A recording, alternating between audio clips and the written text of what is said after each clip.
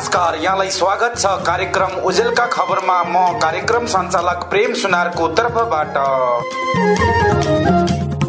समाजका विविध गतिविधिहरूको संगालो कार्यक्रम उजेलका खबरको आज हामी 298 श्रृंखलामा छौं। त आज हामी प्रस्तुत गर्नेछौं करोडौं सहयोग रकम खातामा। गुल्मी बडगाउँका अग्नि पीडित अझै छाप्रामा। उनै छाप्रामा कष्टकर जीवन बिताएका अग्नि पीडितहरूको स्थलगत रिपोर्टबाट फर्किएपछि केही विश्लेषण सहित यसरी प्रस्तुत गरेका छौं।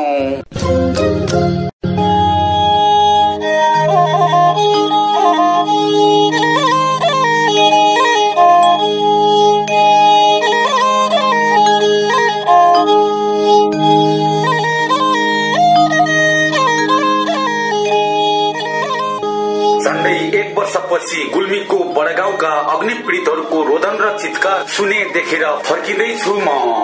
2073 साल वैशाख 18 गते बडगाउँ 1 को तजाकोट र वडा नम्बर 2 को माझा गाउँमा आगोलागी हुँदा 65 भन्दा बढी घरहरू र त्यति नै मात्रामा गोठ बंगला चौपाएहरू जलेर नष्ट भएका थिए।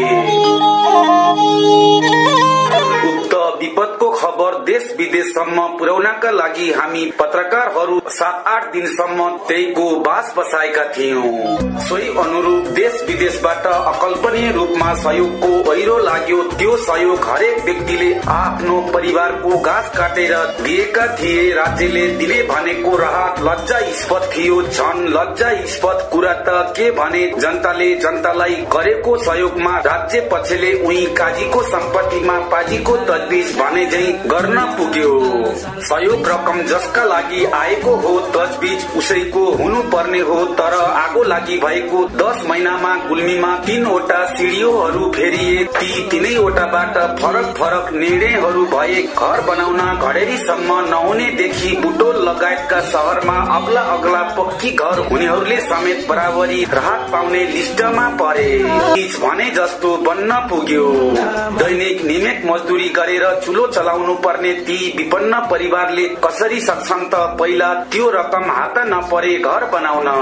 घरको पहिला डीबीसी आफै गरेर 30% दिने अरे दोस्रो चरणको काम सकेर फेरि 30% र घर पुरै सम्पन्न भइसकेपछि मात्र 40% दिने भनेपछि आखिर त्यो रकम त उनै त्यहाँका शिक्षक अन्य जागिरी र सम्पन्न परिवारले मात्र छिट्टै पाउने भए। ती गरिब विपन्नका लागि आकाशको फल आँखा तरी मर हुने निश्चित जस्तै भएको छ।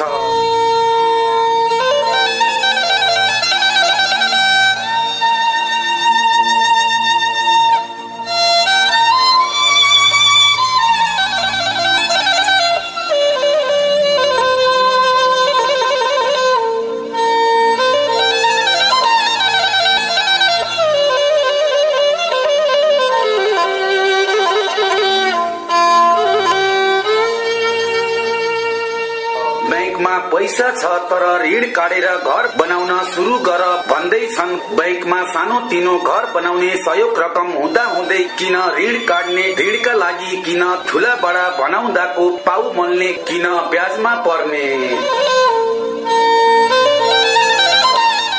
यस्तो प्रति प्रश्न गर्छन् त्यहाँका असहाय परिवारले। उनीहरूको त्यो गुनासो र व्यवस्थालाई गिल्ली गरिन्छ, पूर्वग्रही सोचिन्छ। एउटा त्यस्तो समूह छ त्यहाँ उनीहरूले जे भन्छन् त्यो नमाने गाउँमा बस्नै गाह्रो छ भन्छन् ती अग्नि पीडित मध्येका अर्को पक्ष।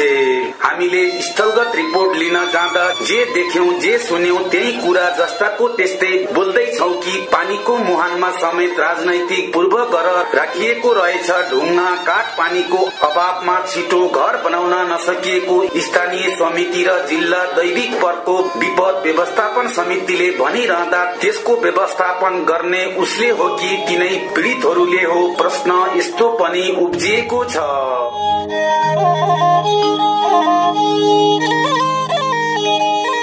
राज्यले देला त भन्नु भएन, कमसे कम जनतालाई गरेको सहयोगलाई बेलैमा व्यवस्थापन गर्न सकिँदैन भने त्यो रकममा अंकुश लगाइरहनु पर्ने त्यति आवश्यक पनि देखिँदैन।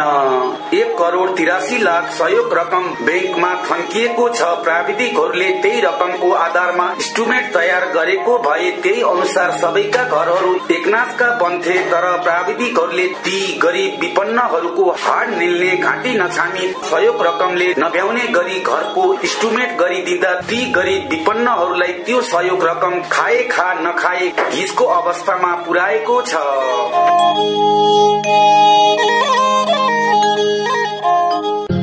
घरबास नभएकी बलेटक्सरकी गीता विश्वकर्माको उदाहरण दिन चाहन्छौ कि हामीले उनको बिचल्लीको खबर प्रसारण गरेको केही महिनापछि गुल्मी केयर विश्व सञ्जालले उनलाई घर बनाइदियो। 2.5 लाख रुपियाँमा प्लास्टर गरेको 2 कोठे चिटिक्क परेको घर र पक्की शौचालय समेत बनाएर अस्ति मात्रै हस्तान्तरण गरेको छ। दर्शक एवं रेडियो सुनिरहनु भएका श्रोता, अहिले देखिरहनु भएको छ यो प्लास्टर गरेको घर, टिनको छाना। आजभन्दा 1 वर्ष अघि गुल्मीको बल्टक्सर गाविस वडा नम्बर 4 पन्देरपारी गाउँमा म आउँदा बाँसले बारेको सानो झुपडी थियो। त्यति बेला चैती दशैं थियो, घर घरमा माछा मासु हर्ष र खुसी थियो, तर यो घरमा रुवाबासी थियो। 30 वर्षीय वीरबहादुर विश्वकर्मा वैदेशिक रोजगारका लागि दुबई जानु भएको थियो। जब उहाँ पुग्नुभयो, उहाँलाई दुबई मृगौला फेल भयो भनेर त्यहाँको मालिकले पठायो। उहाँ स्वदेश फर्किनु भयो। उपचार गर्ने कुनै उपाय चलेन। म रिपोर्टिङ गरेर फर्किँदै गर्दा प्रसारण गरिसक्दा उहाँको मृत्यु भइसकेको थियो।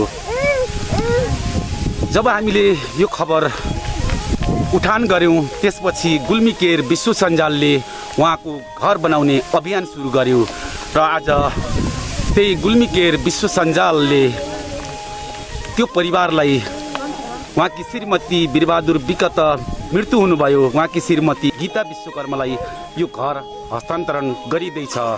अब म त्यसै हस्तान्तरण कार्यक्रममा दर्शक एवं श्रोताको ध्यान आकृष्ट गराउन चाहन्छु। नेपाली रु 2,38,582 सङ्कलन भएको थियो।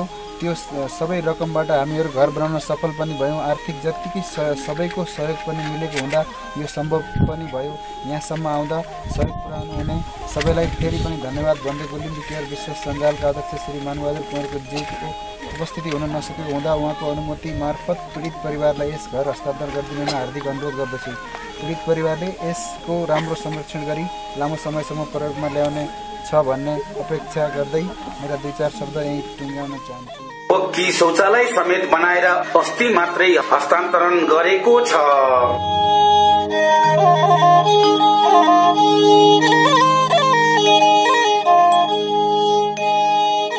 बडगाउँका ती अग्नि पीडितलाई पनि त्यही खालका घरहरू बनाइदिए। त्यो सहयोग रकमले सबैका घर बनेर पनि थप रकम उनीहरूले जनै पाउन सक्छन्। त्यो पाउने अधिकार उनीहरूको हो।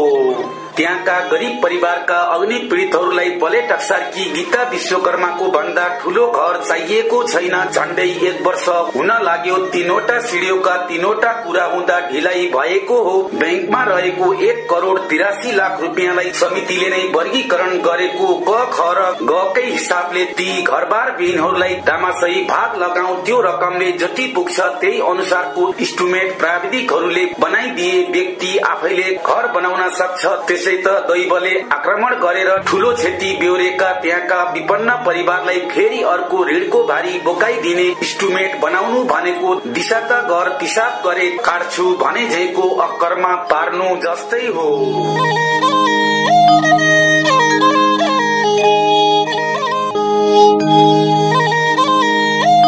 हामी अग्नि पीडित गाउँ बडगाउँको दजाकोटमा पुगेर फर्केपछि यही विश्लेषण गरेका छौं। सायद तपाईले पनि त्यो स्थलगत रिपोर्ट रेडियोमा सुनेर टेलिभिजनमा हेरेर यस्तै विश्लेषण गर्नुहुनेछ। यसर्थ अब ढिलै नगरी त्यही स्थलगत रिपोर्ट प्रस्तुत गर्न चाहन्छु। सँगै जाउँ हामी। अब यो दुःखमा साथ चाहिँ सबैको हुनुपर्छ र छ पनि र हुँदाहुँदै पनि अब अझै पनि बन्न नसकिरहेको हामीले मेसो पहिल्याउन सकेका छैनौँ पुनर्निर्माणको अझै पनि राम्रै त्यो भएर के छ नि त अब यहाँहरूसँग आफ्ना चाहिँ दुःख आफ्ना चाहिँ समस्याहरू राखिदिनुहोस् भन्न चाहिँ हामी अनुरोध गर्छौँ त्यही राखिदिनु होला अहिले हामी कुराकानी हुन्छौँ यसमा कुनै त्यस्तो सम्बोधन केही पनि नगरिकन सिधा कुराहरू राख्छौँ त्यही त हामी पनि सञ्चारकर्मी या नाताले आएका छौँ र तपाईँहरूले आफ्ना कुराहरू प्रश्न राख्न सक्नुहुनेछ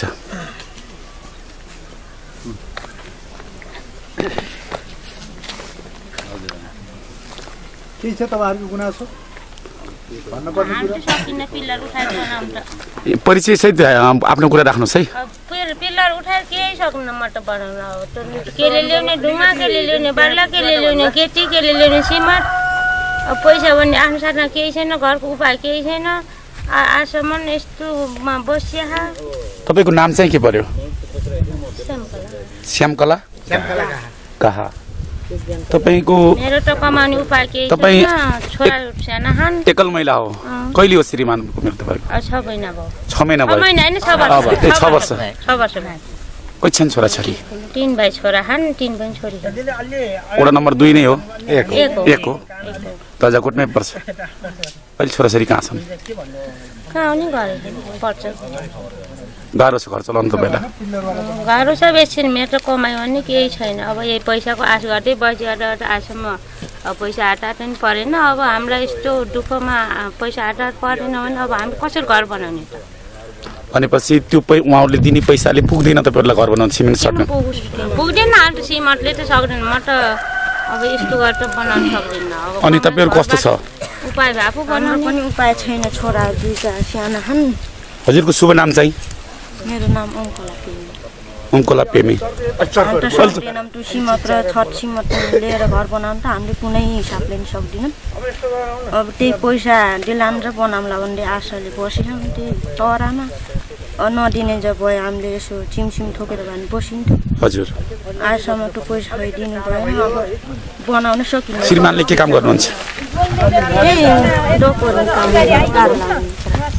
जीविका चलाउन आफैलाई गाह्रो छ हजुर यही कुरालाई दबाब दिन सहयोगदातासँग आग्रह गर्दै आजलाई उजेलका खबर बिटमार्ने बेला भइसकेको छ। बिटमार्नु पूर्व तपाई श्रोता एवं दर्शक अनि प्राविधिक मित्र एलपी पाण्डेलाई विशेष धन्यवाद दिँदै म आवाजको साथी प्रेम सुनार बिदा चाहन्छु। नमस्ते।